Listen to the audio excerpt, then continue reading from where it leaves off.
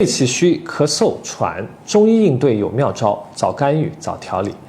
去年这个时候碰上一件怪事，有一个患者联系了我，想让我给看看他的肺结节。我说可以，你过来门诊，我给你把脉看。结果呢，他非要问我住哪儿，要去我家里看诊。我说这是为什么呢？医院环境不是更好吗？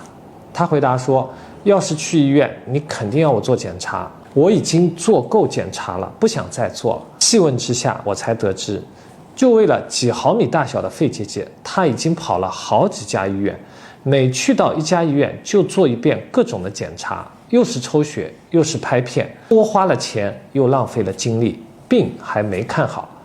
我让他把